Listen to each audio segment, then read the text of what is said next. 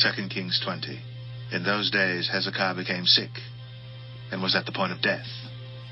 And Isaiah the prophet, the son of Amoz, came to him and said to him, Thus says the Lord, Set your house in order, for you shall die, you shall not recover. Then Hezekiah turned his face to the wall and prayed to the Lord, saying, Now, O Lord, please remember how I have walked before you in faithfulness, and with a whole heart, and have done what is good in your sight. And Hezekiah wept bitterly. And before Isaiah had gone out of the middle court, the word of the Lord came to him, Turn back, and say to Hezekiah, the leader of my people, Thus says the Lord, the God of David your father, I have heard your prayer. I have seen your tears. Behold, I will heal you. On the third day you shall go up to the house of the Lord, and I will add 15 years to your life. I will deliver you and this city out of the hand of the king of Assyria, and I will defend this city for my own sake, and for my servant David's sake. And Isaiah said, Bring a cake of figs, and let them take and lay it on the boil, that he may recover. And Hezekiah said to Isaiah, What shall be the sign that the Lord will heal me, and that I shall go up to the house of the Lord on the third day? And Isaiah said, This shall be the sign to you from the Lord, that the Lord will do the thing that he has promised. Shall the shadow go forward 10 steps, or go back 10 steps? And Hezekiah answered, It is an easy thing for the shadow to lengthen 10 steps. Rather, let the shadow go back 10 steps. And Isaiah the prophet called to the Lord, and he brought the shadow back 10 steps, by which it had gone down on the steps of Ahaz. At that time Merodach Baladan, the son of Baladan, king of Babylon, sent envoys with letters and a present to Hezekiah, for he heard that Hezekiah had been sick. And Hezekiah welcomed them, and he showed them all his treasure house, the silver, the gold, the spices, the precious oil, his armory, all that was found in his storehouses. There was nothing in his house or in all his realm that Hezekiah did not show them. Then Isaiah the prophet came to King Hezekiah and said to him, What did these men say? And from where did they come to you? And Hezekiah said, They have come from a far country, from Babylon. He said, What have they seen in your house? And Hezekiah answered, They have seen all that is in my house. There is nothing in my storehouses that I did not show them. Then Isaiah said to Hezekiah, Hear the word of the Lord. Behold, the days are coming when all that is in your house, and that which your fathers have stored up till this day, shall be carried to Babylon. Nothing shall be left, says the Lord. And some of your own sons, who shall be born to you, shall be taken away, and they shall be eunuchs in the palace of the king of Babylon. Then said Hezekiah to Isaiah, The word of the Lord that you have spoken is good. For he thought, Why not? If there will be peace and security in my days. The rest of the deeds of Hezekiah and all his might, and how he made the pool and the conduit, and brought water into the city, are they not written in the book of the Chronicles of the kings of Judah?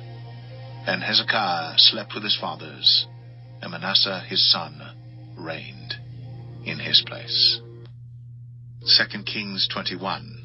Manasseh was 12 years old when he began to reign, and he reigned 55 years in Jerusalem.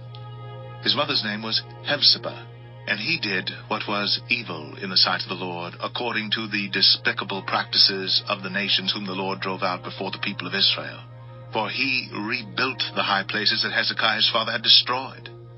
And he erected altars for Baal, and made an Asherah, as Ahab king of Israel had done, and worshipped all the host of heaven, and served them. And he built altars in the house of the Lord, of which the Lord had said, In Jerusalem will I put my name.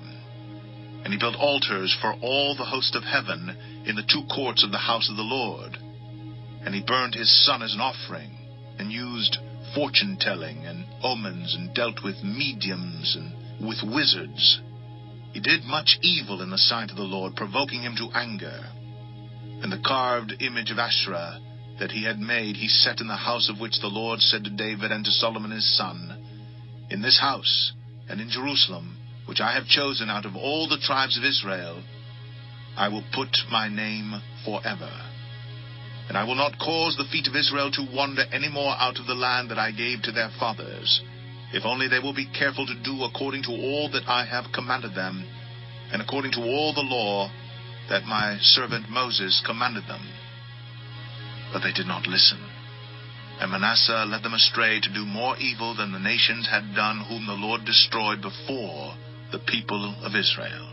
And the Lord said by his servants the prophets, Because Manasseh king of Judah has committed these abominations, and has done things more evil than all that the Amorites did who were before him, and has made Judah also to sin with his idols, therefore thus says the Lord, the God of Israel, Behold, I am bringing upon Jerusalem and Judah such disaster that the ears of everyone who hears of it will tingle.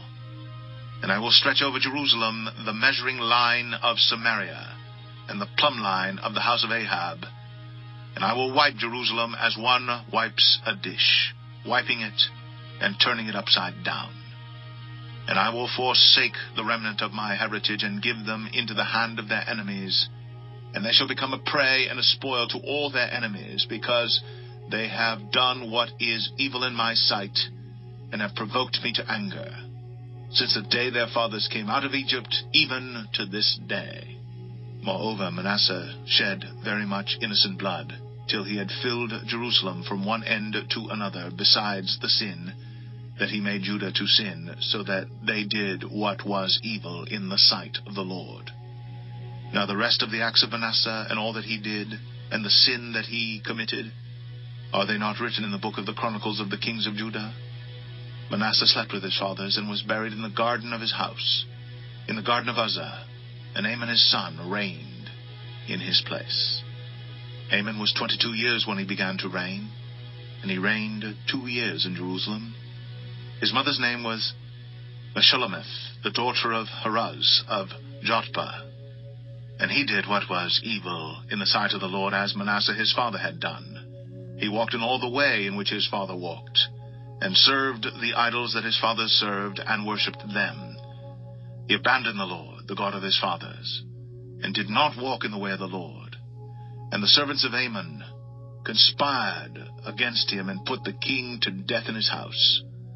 But the people of the land struck down all those who had conspired against King Amon, and the people of the land made Josiah his son king in his place.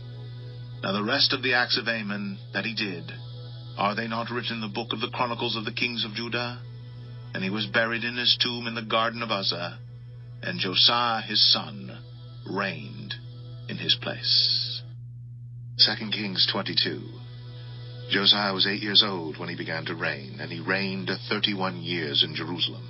His mother's name was Jedidah, the daughter of Adiah of Bozkath. And he did what was right in the eyes of the Lord, and walked in all the way of David his father, and he did not turn aside to the right or to the left. In the 18th year of King Josiah, the king sent Shaphan, the son of Azaliah, son of Meshullam, the secretary, to the house of the Lord, saying, Go up to Hilkiah the high priest, that he may count the money that has been brought into the house of the Lord, which the keepers of the threshold have collected from the people. And let it be given into the hand of the workmen who have the oversight of the house of the Lord, and let them give it to the workmen who are at the house of the Lord, repairing the house, that is, to the carpenters, and to the builders, and to the masons. And let them use it for buying timber and quarried stone to repair the house. But no accounting shall be asked from them for the money that is delivered into their hand, for they deal honestly.